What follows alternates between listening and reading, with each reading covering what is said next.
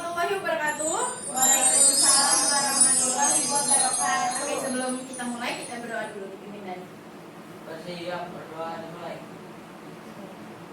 Selesai memberi salam. Assalamualaikum warahmatullahi wabarakatuh. Waalaikumsalam warahmatullahi wabarakatuh. Oke, kita lanjut ya ke materi berikutnya. Oke, hari ini sehat semua, masuk semua? Oke, masuk semua ya. Oke, pertama-tama sebelum kita memulai pelajaran kita hari ini, Ibu ingin menjelaskan atau mereview sebentar terkait materi sebelumnya. Oke, yaitu tentang, masih ingat tentang ekosistem. Oke, ingat ya yang materi kemarin. Jadi, ekosistem itu adalah suatu penggabungan dari setiap unit biosistem yang melibatkan interaksi antara makhluk hidup dan juga lingkungannya. Jadi kita ingat bahwa ekosistem ada komponen abiotik dan biotiknya. Coba di sini Ibu tanya, apa aja sih yang termasuk komponen biotik dan abiotik? Saya Bu, Ya, Kirana silakan. kalau komponen biotik itu seperti produsen, konsumen, dan dekomposer. Ya, terus makasih Kirana atas jawabannya. Sekarang coba Ibu tanya, kan tadi Kirana bilang produsen, konsumen, sama dekomposer. Kira-kira apa aja sih yang bisa disebut produsen, apa aja yang bisa disebut konsumen, dan apa aja yang bisa disebut dekomposer? Saya menjawab Bu, Ya, boleh, Lala? kalau produsen itu organisme yang mampu menghasilkan zat organik sendiri Hmm. dari zat anorganik untuk bahan dasar metabolisme tubuh, Hmm. seperti tumbuhan. Betul. Kalau konsumen, organisme yang memakan produsen karena tidak bisa menghasilkan zat organik atau zat makanannya sendiri, seperti hewan. Sedangkan dekomposer berperan sebagai pengurai organisme yang sudah mati, seperti jamur, cacing, belatung, dan lain-lain. Nah, benar banget ya. Jadi kalau produsen itu contohnya tumbuhan, konsumen itu hewan, dan juga dekomposer ada jamur, cacing.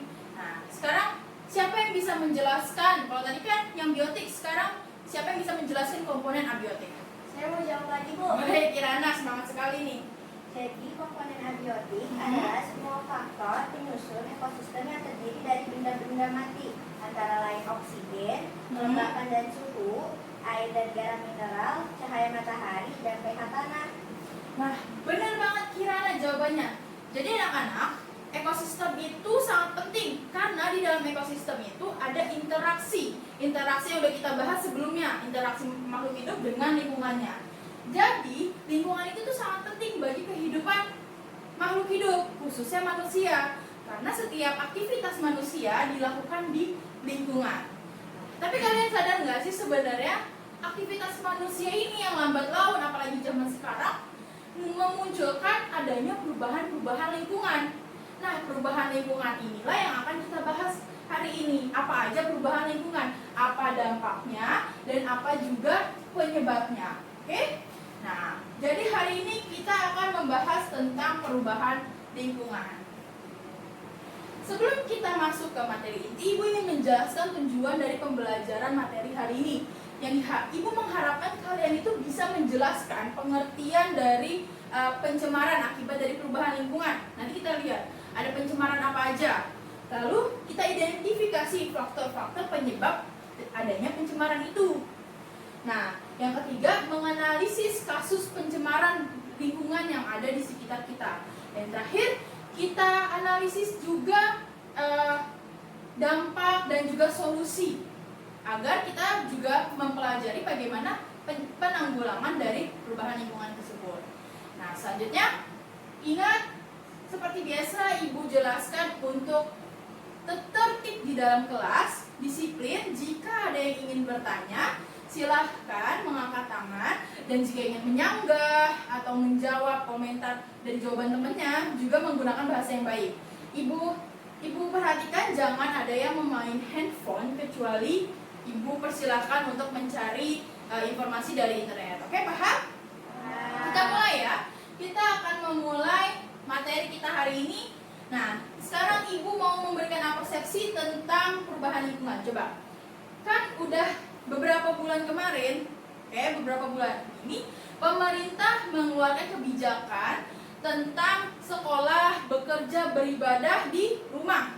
Hal ini dilakukan untuk memutus mata rantai dari pandemi COVID-19. Nah, kalian sadar nggak sih ketika masyarakat khususnya di perkotaan ya melakukan segala aktivitasnya di rumah, nah hal ini menimbulkan sedikit perubahan lingkungan. Nah, coba ibu tanya, apakah kalian menyadari atau kalian iseng-iseng ketika keluar rumah gitu, keluar rumah lagi di halaman, menyadari adanya perubahan lingkungan akibat dari efek masyarakat yang melakukan aktivitasnya di rumah. Jadi nggak boleh keluar. Ayo, ada yang bisa? Saya mau berpendapat, Bu. Bisa mau berpendapat? Kemarin saya lihat langit di luar itu lebih biru dan fresh. Terus warna awannya itu juga cerah gitu. Betul. Terus? Padahal biasanya pas saya pulang sekolah sebelum ada pandemi ini, itu langit di Jakarta itu kayak udah keruh gitu. Terus akibat dari berkurangnya jumlah pengguna rumah saat pandemi. Oh, oke. Ibu setuju banget pendapat Nisa ya, anak-anak. Jadi benar banget jika kalian menyadari bahwa langit Jakarta akhir-akhir ini akibat dari kebijakan untuk di rumah aja. Nah, langit Jakarta itu juga terlihat lebih cerah, lebih biru. Nah, polusinya itu jadi berkurang. Kenapa? Karena penggunaan kendaraan bermotor yang juga berkurang. Nah, itu juga ibu kadang lihat ketika buka jendela, terus ibu ngeliat kok udaranya seger ya, dan langitnya itu sangat putih, sangat biru dan cerah banget, fresh banget. Nah, yang lain ada yang ingin berpendapat? Ada nih. Saya juga pernah lihat di berita bahwa salah satu pantai di Thailand ditutup karena pandemi COVID ini. Nah, hal ini dampak baik pada kebersihan pantai dan tidak ada sampah yang berserakan. Pantai pun jadi bersih, bahkan ditemukan sarang penyu belimbing. Telur itu menetas dan berkembang baik. Hal ini terjadi karena tidak ada manusia yang pergi ke pantai. Oke, informasi baru ya dari Dani. Jadi tadi Dani bilang bahwa pantai di mana? Negara Thailand ya? Negara Thailand itu bersih, tidak ada sampah. Kenapa bisa? Karena tidak ada pengunjung yang datang atau tidak ada aktivitas manusia di pantai tersebut akibat dari pandemi corona ini. Nah, efeknya apa? Karena pantai yang bersih terdapat sarang penyu belimbing ya? Penyu belimbing. Nah, dari contoh-contoh teman kalian yang tadi sebutkan, kita tahu bahwa perubahan lingkungan itu tidak asing lagi di kehidupan kita. Perubahan lingkungan itu yang kita alami nih saat pandemi corona, salah satu yang positifnya adalah lingkungan kita menjadi lebih fresh karena tidak ada kendaraan bermotor yang terlalu tinggi seperti di hari-hari biasa. Dan juga daerah yang bersinggungan langsung dengan alam akan menjadi lebih bersih. Gitu, ibu juga membaca berita di negara mana gitu di luar negeri air laut itu menjadi air yang di pantai itu menjadi bersih sehingga terlihat ikan-ikan yang lebih jelas. Nah, hal ini kita tahu bahwa perubahan lingkungan ini dipengaruhi oleh kegiatan manusia. Jadi faktor terbesar yang mempengaruhi ke perubahan lingkungan adalah aktivitas manusia. Oke. Next. Nah, perubahan lingkungan itu kan tadi ibu bilang faktor terbesarnya adalah aktivitas manusia. Nah, karena semakin bertambah banyaknya manusia, aktivitasnya pun semakin banyak, kebutuhannya pun banyak, maka akan berdampak pada lingkungan. Nah, akibatnya kenapa berdampak pada lingkungan? Banyak sekali manusia yang tidak bertanggung jawab atau kurang bijak dalam penggunaan sampah atau limbah yang dihasilkan, padahal itu dari aktivitas kita sendiri.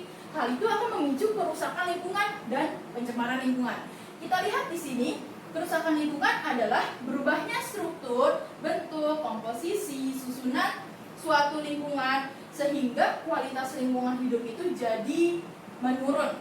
Jadi kualitasnya menurun. Nah, kalau pencemaran lingkungan itu sendiri masuknya benda asing atau zat, energi atau komponen lainnya ke dalam lingkungan hidup sehingga kualitas lingkungan hidup tersebut menurun. Oke, nah dari penjelasan ini pencemaran lingkungan jadi sangat berdampak negatif ya, apalagi berdampaknya balik lagi ke manusianya. Nah, next kita lihat lagi macam-macam pencemaran lingkungan. Nah, di sini ada 3, pencemaran air, pencemaran udara dan pencemaran tanah. Kalau pencemaran air kita tahu bahwa adanya zat yang tidak baik atau merugikan yang merusak ekosistem yang ada di air. Oke. Yang udara juga membuat komposisi udara jadi terganggu. Jadi banyak zat-zat polutan yang ada di udara. Nah, begitu pula juga tanah.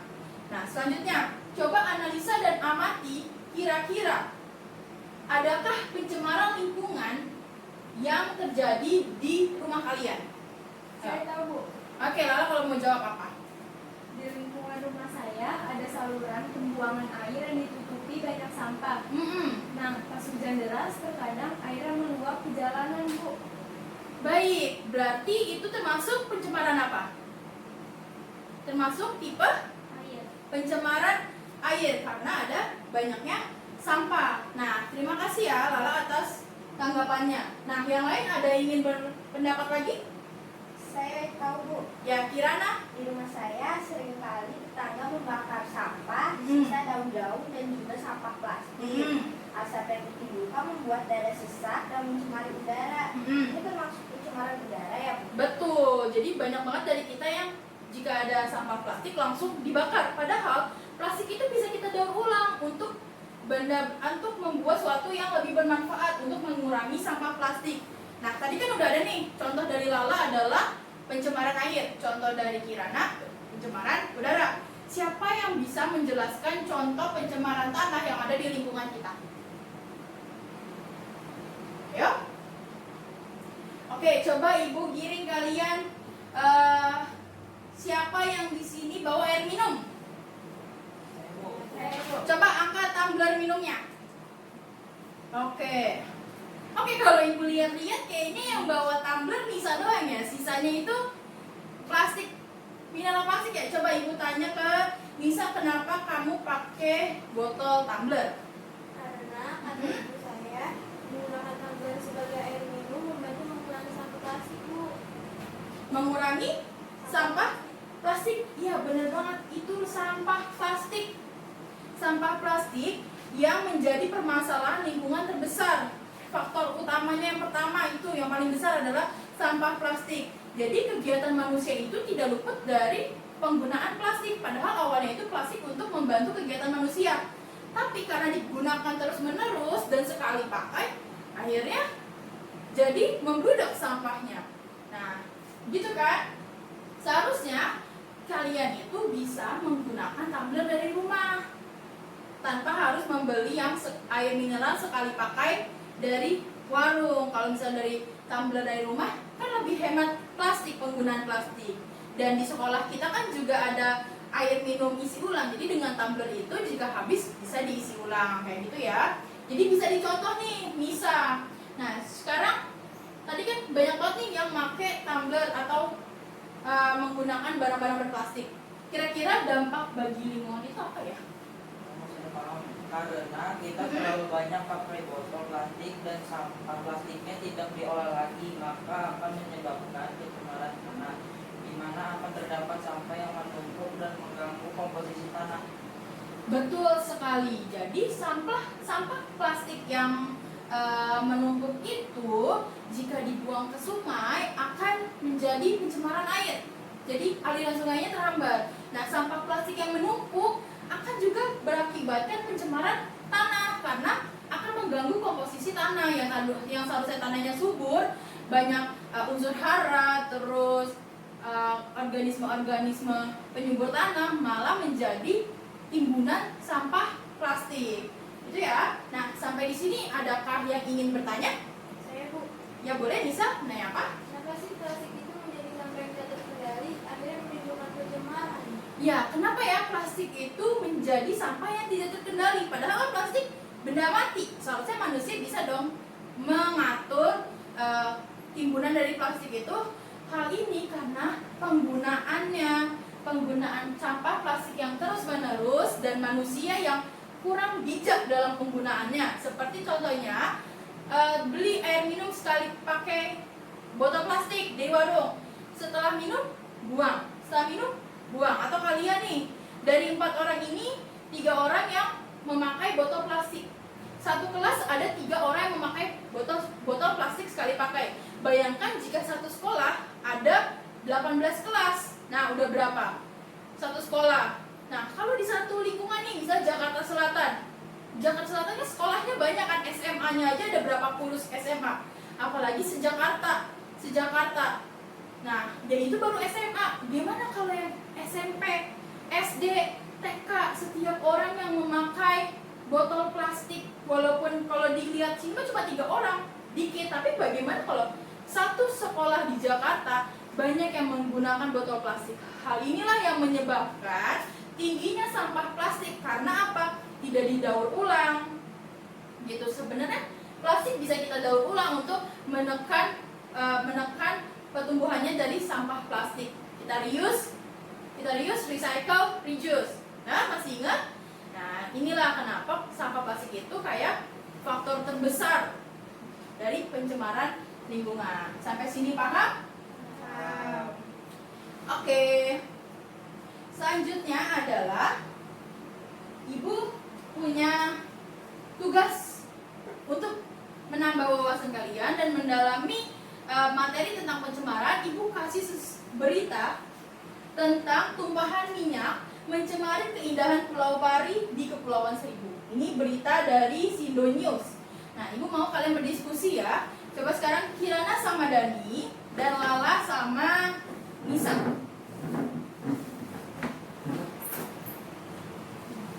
Oke, kalian analisis tentang kasus ini. Kasus tentang apa, penyebabnya apa, dampaknya apa, dan bagaimana cara menanggulanginya. Oke, Ibu beri waktu ya. Kalian silakan mengerjakan. Oke, Ibu sambil berkeliling. Kasus yang diberikan cukup sulit nih. Ayo diskusi. Kira-kira ini termasuk pencemaran apa ya? Kalau dari gambar dan penjelasannya sih ini termasuk pencemaran air. Lihat aja warna air dari hitam dan kotor begini. Bingung dah masalah utamanya apaan ya? Oke, kelompok 1 ada yang bisa Ibu bantu? Ini Bu, masih bingung sama masalah utamanya. Baik. Coba kita cari rumusan masalahnya dulu ya. Nah, coba Ibu tanya, termasuk tipe pencemaran apakah kasus tersebut? Pencemaran air, Bu. Ya, benar Lala. Nah, lalu dari berita tersebut kira-kira apa ya yang mengalami pencemaran? Saya tahu Bu, Ya, terjadi pencemaran lingkungan, yaitu pada pesisir pantai Pulau Pari. Nah, air tercemar sehingga membuat perubahan komposisi air menjadi keruh dan hitam, banyak zat kimianya Bu. benar banget Nisa atas jawabannya. Jadi permasalahan utamanya adalah yang itu tadi yang disebutin Nisa, yaitu pencemaran air yang ada di Pulau Pari. Nah, adanya pencemaran air di kawasan tersebut kan. Nah, sekarang Ibu tanya lagi, kenapa bisa terjadi pencemaran air? Apa penyebabnya? Ayo, tahu? Enggak Bu. Baik, coba Ibu arahkan kalian ya. Coba amati gambar dari kasus tersebut. Nah, deskripsikan kondisi lingkungan pesisir pantai dari gambar tersebut. Pesisir pantai menjadi kotor, airnya keruh karena ada komponen hitam yang merusak air. Tuh. Tapi ini bukan sampah Bu, lalu apa dong? Nah, bener banget. Ayo. Oh, saya paham Bu. Oke, Nisa. Penyebabnya karena cairan limbah ya kan Bu? Yang hitam ini adalah cairan limbah yang merusak keadaan ekosistem pantai. Betul. Jadi bukan sampah. Nah, khusus untuk kasus pada berita ini adalah penyebabnya yaitu limbah. Oke, jadi kalian sudah menemukan inti permasalahan awalnya ya. Nah, sebagai permasalahan lanjut, kalian bisa menganalisis mengapa cairan limbah itu bisa merusak ekosistem pesisir pantai. Kalian tulis rumusan pertanyaannya, lalu kalian analisa jawabannya, oke? Kita cari permasalahan dulu. Aku tahu nih, pokoknya air di pesisir pantai Pulau Pari jadi kotor dan tercemar. Iya benar, lihat aja nih gambarnya. Airnya terdapat zat warna hitam, berbahaya banget ya. Ini contoh pencemaran air. Iya bener, kira-kira limbahnya dari mana ya? Aku baca dulu ya. Ini sih gara-gara minyak bocor. Ada kapal minyak yang tumpah. Ih, parah banget ya. Jadi penyebab tumpahan minyak ya? Kenapa sih? Karena minyak doang bisa jadi tercemar? Iya ya, kan sama-sama berbentuk cair. Kenapa bisa merusak? Oke, baik untuk kelompok 2, Ibu sudah mendengar percakapan kalian. Jadi, minyak itu memang berbentuk cair, namun bukan berarti cairan minyak bisa menyatu atau larut dengan air laut dan bisa menghilang begitu saja. Nah, tidak bisa seperti itu. Di sini, minyak merupakan komponen atau zat berbahaya yang bisa merusak ekosistem. Ada yang tahu mengapa tumpahan minyak membahayakan bagi ekosistem? Karena dampak dari senyawa minyak yang tidak dapat larut di dalam air akan mengapung dan menyebabkan air laut berwarna hitam. Beberapa komponen minyak yang tenggelam dan terakumulasi di dalam sedimen sebagai deposit polutan pada pasir dan batuan-batuan di pantai. Ya, benar banget, Kirana. Jawaban Kirana itu sudah tepat. Nah, coba jelaskan bagaimana dampaknya bagi kehidupan organisme jika hal tersebut terjadi. Komponen hidrokarbon yang bersifat toksik berpengaruh pada reproduksi, perkembangan, pertumbuhan, perilaku biota laut, terutama pada plankton. Akibatnya dapat menurunkan produksi ikan hingga kematian. Hal ini juga berdampak bagi manusia karena ikan menurun, jadi para nelayan ikut kesulitan. Baik, secara tidak langsung pencemaran laut akibat minyak itu kan dia ada susunan kimianya sehingga bisa membinasakan kekayaan laut dan mengganggu kesuburan lumpur di dasar laut. Tak hanya itu, pencemaran minyak yang ada di laut juga bisa meluas pada kerusakan ekosistem mangrove. Seperti kita ketahui, minyak bisa berpengaruh terhadap sistem perakaran mangrove yang berfungsi sebagai pertukaran karbon dioksida dan oksigen, di mana akar tersebut akan tertutup oleh minyak, sehingga kadar oksigennya jadi akan berkurang. Nah, ini sangat membahayakan banget dan merusak ekosistem gitu. Oh, berarti sangat banyak dampak yang merugikan ya, Bu? Iya, Bagi benar banget. manusia, hewan dan juga tumbuhan. Ya, bagi manusia kah, hewan, tumbuhan, bahkan abiotik yang ada di lingkungan laut pun itu sangat merugikan. Nah, sekarang coba kalian buat rumusan masalahnya berdasarkan diskusi yang tadi kan. Nah, dan juga sertakan analisa dari jawaban-jawaban kalian, oke? Baik, Bu. Pencemaran ini termasuk pencemaran air dan berdampak buruk bagi lingkungan. Lihat aja nih, pantai jadi kotor karena limbah. Bayangin aja deh, pasti ikan-ikan di pesisir ini juga mati. Iya bener banget, apalagi minyaknya kebawa ombak sampai di tengah laut. Bisa-bisa ikan sama terumbu karang di bawahnya mati. Terus nanti susah deh kalau mau jalan-jalan ke pantai, pasti udah gak bagus lagi. Ih, kok jadi bahas jalan-jalan sih? Kan lagi bahas perubahan lingkungan. Kan kita udah tahu penyebab sama dampaknya, terus mau bahas apa lagi? Oke, coba Ibu luruskan ya. Mari sini Ibu bantu untuk mempertajam pemikiran kritis kalian. Nah, apa permasalahan utama dari kasus ini? Tadi udah jawab ya, pencemaran air. Benar? Benar. Akibatnya yang ditimbulkan apa aja? Kerusakan ekosistem, Bu. Terlihat air menjadi hitam, pesisir pantai kotor, ikan-ikan juga mati. Ya, benar banget Lala. Lalu, jika kita menganalisis suatu permasalahan, apakah hanya sebatas dampaknya saja? Apa yang perlu kita kaji kembali? Baik, jika kalian mempunyai masalah nih, nah apa yang harus dilakukan agar permasalahan itu selesai? Oh, kita mencari solusi masalah tersebut, Bu. Tepat sekali. Jadi, kita cari solusi. Bagaimana solusi penanggulangan dari kasus tumpahan minyak tersebut? Saya pernah Ayo. baca, Bu. Iya. Menggunakan pelampung pembatas. Pelampung pembatas. Boleh dijelaskan bagaimana caranya tersebut? Caranya dengan memisahkan antara minyak dan air. Mm-mm. Terus melokalisasi tumpahan minyak menggunakan pelampung pembatas. Mm. Habis itu, tumpahan minyak akan ditransfer dengan pengangkat pemompa ke sebuah fasilitas penerima balik dalam bentuk tangki ataupun balon. Ya, benar banget jawaban dari Nisa, bisa pakai pelampung pembatas. Nah, langkah penanggulangan ini akan sangat efektif apabila dilakukan di perairan yang memiliki hidrodinamika air yang rendah, alias arus pasang surutnya, ombaknya itu tidak terlalu ekstrim dan juga cuacanya stabil, tidak ekstrim. Lalu selanjutnya Ibu ingin tanya, bagaimanakah solusi lain pada tumpahan minyak yang ada di laut? Apakah hanya menggunakan pelampung batas? Ada, Bu. Ya, Cara bioremediasi, Betul. yaitu mempercepat proses yang terjadi secara alami. Misalkan dengan menambahkan nutrien sehingga terjadi konversi sejumlah komponen menjadi produk yang kurang berbahaya seperti CO2, air, dan biomasa. Excellent. Jawaban kalian benar ya. Nah, ada cara lain nih, yaitu in situ burning. Nah, kalian tahu nggak apa itu in situ burning? Enggak, Bu. Nah, jadi penjelasannya, in situ burning itu merupakan pembakaran minyak pada permukaan air sehingga mampu mengatasi kesulitan pemompaan minyak dari permukaan laut, penyimpanan dan pewadahan minyak serta air laut yang terasosiasi dan dijumpai dalam teknik penyisihan secara fisik.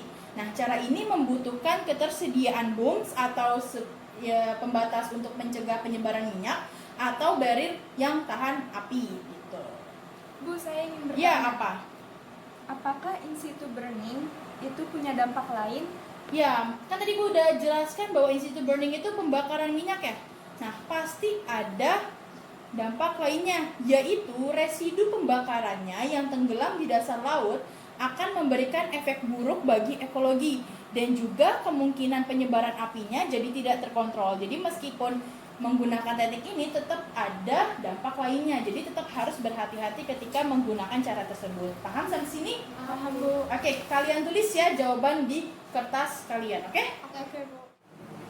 Baik, udah diskusinya. Sekarang kita mau berdiskusi antara kelompok satu dengan kelompok yang lainnya ya. Sekarang Ibu bebaskan kalian untuk berargumen, mengutarakan pendapat dengan mengutamakan kesopanan dan santunan ketika berpendapat, oke? Oke, kita mulai berdiskusinya ya. Ibu tanya, apa permasalahan utama dari kasus berita tersebut? Saya, Bu. Kelompok saya, Bu. Oke, agar lebih disiplin, coba siapa yang ingin bertanya pertama? Saya, Bu. Oke, kelompok Lala. Yang lain mendengarkan ya, perhatikan temannya yang sedang berpendapat. Menurut hasil analisis kelompok saya, Ya. permasalahan utama dari kasus ini adalah rusaknya ekosistem di pantai karena adanya pencemaran lingkungan. Oke, pencemaran lingkungan. Yang lain ada yang ingin menambahkan? Kalau saya, Bu, Kelompoknya Dani, silakan.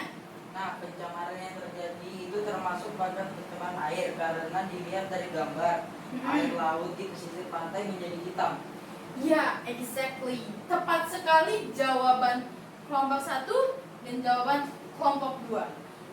Selanjutnya, apa yang menyebabkan terjadinya pencemaran dari kasus tersebut? Saya menjawab, Bu. Oke, kelompok 1 lagi. Sangat semangat ini. Setelah membaca kasus ini, Ya. dijelaskan bahwa penyebabnya adalah tumpahan minyak dari beberapa kapal tangki minyak. Jadi penyebab utama adalah tumpahan. Minyak dari tangki Kelompok minyak. 2 setuju akibat dari tumpahan minyak? Setuju? Setuju. Oke, berarti sama ya. Penyebabnya adalah tumpahan minyak. Sekarang Ibu nanya, kenapa sih tumpahan minyak itu bisa menyebabkan kerusakan dari ekosistem? Saya mau jawab. Oke, kelompok 1 lagi. Jadi pencemaran minyak yang terjadi telah merusak ekosistem di laut. Dan parahnya pertumbuhan fitoplankton laut menjadi terganggu. Oke, terganggu. Ada yang ingin menanggapi dari kelompok sebelah? Kelompok saya ingin menambahkan, Bu. Silakan, ayo semangat jawabnya. Menurut diskusi kami, jadi dampak dari minyak yang mengapung dan tenggelam akan mengakibatkan komponen ekosistem laut jadi rusak. Betul. Contohnya ikan-ikan mati, terumbu karang juga rusak. Komponen hidrokarbon yang bersifat racun untuk kehidupan laut. Ya, hebat sekali jawabannya dari kedua kelompok. Ibu sangat puas atas jawabannya. Jadi, selain mengganggu ekosistem yang di laut, juga mengganggu ekosistem yang pantai. Contohnya adalah ekosistem pohon mangrove. Ya, jadi di pohon mangrove itu nanti ketika banyak limbahnya atau banyak minyaknya akan mengganggu pertumbuhan dari pohon mangrove. Akarnya yang seharusnya bisa bertukar CO2 dan O2 jadi terhambat. Selain mengganggu ekosistem, juga mengganggu aktivitas manusia. Kenapa? Kita tahu bahwa Kepulauan Seribu itu kan juga sebagai tempat wisata. Wisatawan banyak banget kan yang ke situ entah berenang, melihat-lihat pantai yang indah. Tapi karena adanya pencemaran air tersebut, jadi terlihat pantainya itu jorok atau kotor. Nah, mempengaruhi pula pada aktivitas manusia, apalagi masyarakat kalau di pantai kan pekerjaan utamanya adalah sebagai nelayan. Karena tadi ikan-ikannya mati seperti yang disebut Kirana. Nah, jadi berdampak pula pada manusia itu sendiri. Paham sampai sini? Paham. Oke, kira-kira setelah kita mengetahui permasalahan tadi pencemaran lingkungan, yaitu pencemaran air, terus penyebabnya, ya kan? Nah, kira-kira apa solusi yang bisa dilakukan untuk menanggulangi permasalahan tersebut? Saya menjawab, Bu. Boleh, Lala, ayo. Solusi pelampung batas dengan memisahkan antara minyak dan air. Caranya melokalisasi tumpahan minyak menggunakan pelampung batas. Setelah itu, kemudian tumpahan minyak akan ditransfer dengan perangkat pemompa ke sebuah fasilitas penerima, baik dalam bentuk tangki ataupun galon. Betul, jadi tadi pakai pelampung batas. Saya mau menambahkan. Oh, mau menambahkan dari kelompok sendiri, ayo bisa. Jadi ada pula cara in situ burning adalah pembakaran minyak pada permukaan air. Oh, jadi Pak, in situ burning. Nah, Benar. Ada yang ingin menanggapi? Izin bertanya pada kelompok 1. Oh, mau bertanya. Kelompok 2 ingin bertanya. Silahkan Kirana. Bukankah pembakaran itu memunculkan dampak lain? izin jawab lagi, Bu. Silakan. Iya, itu benar. Cara ini menimbulkan resiko pembakaran yang tenggelam di dasar laut akan memberikan efek buruk bagi ekologi. Kemungkinan penyebaran api yang tidak terkontrol. Izin menanggapi, Bu. Ya, Dani kalau mau menanggapi? Beberapa kendala dari cara ini adalah pada peristiwa tumpahan besar yang memunculkan kesulitan untuk mengumpulkan minyak dan mempertahankan pada ketebalan yang cukup untuk dibakar, serta evaporasi pada komponen minyak yang mudah terbakar. Betul sekali. Jadi, in situ burning itu juga memiliki dampak seperti yang tadi bisa jelaskan dan juga yang tadi Dani jelaskan. Oke? Nah, ada cara lain nih, yaitu dengan menggunakan sorben. Ada yang tahu sorben itu apa? Ada yang bisa menjelaskan? Saya, Bu. Oke, kelompok Lala, silahkan. Perubahan kimia di mana sorben berfungsi mengubah fasa minyak dari cair menjadi padat sehingga mudah disisihkan dan dikumpulkan. Betul. Jadi sorben itu ibaratnya mengubah fase minyak. Kan tadinya itu minyak itu bersifat cair ya. Nah, diubah menjadi bentuknya padat sehingga bisa kita ambil dan lebih mudah gitu. Nah, jadi diskusi ini udah menghasilkan beberapa pemikiran dan juga kesimpulan bahwa pencemaran itu sangat berdampak yang tidak baik dan balik lagi ke manusianya. Oke? Nah, dari kasus yang udah Ibu tampilkan tadi di layar, bahwa pencemaran yang terjadi di Pulau Pari adalah pencemaran air yang memiliki dampak banyak banget, dampak di ekosistem ekosistem laut, dampak bagi kehidupan manusia itu sendiri, dampaknya benar-benar sangat merugikan. Nah, selain itu, walaupun kita hanya mengetahui dampak, kita juga harus memikirkan bagaimana sih solusi yang digunakan agar pencemaran itu bisa teratasi. Tadi salah satunya ada pelampung batas, terus in situ burning, dan penggunaan sorben. Dan pasti ada banyak lagi penggunaan atau metode untuk menanganinya. Nah, Ibu mau memberikan apresiasi yang setinggi-tingginya kepada kita semua. Tepuk tangan dulu dong. Tepuk tangan. Karena Ibu rasa diskusi kali ini tuh benar-benar aktif. Kalian aktif berdiskusi antar kelompok dan kelompok satu dengan yang lainnya dan saling memberikan pendapat, pertanyaan, menanggapi. Nah, apapun perbedaan pendapat itu atau masukan kritik saran diharapkan yang bersifat membangun dan menambah wawasan pengetahuan kita semua. Oke? Oke.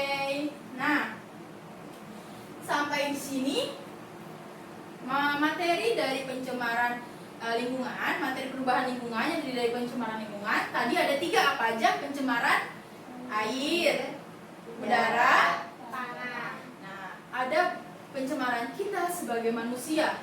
yang aktivitasnya sangat memerlukan lingkungan, sangat bergantung pada ekosistem yang ada di bumi.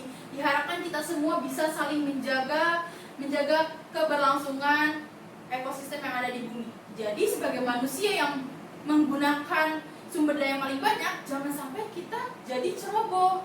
Jangan serakah hanya menggunakan terus-menerus tapi tidak bisa memperkirakan adanya permasalahan.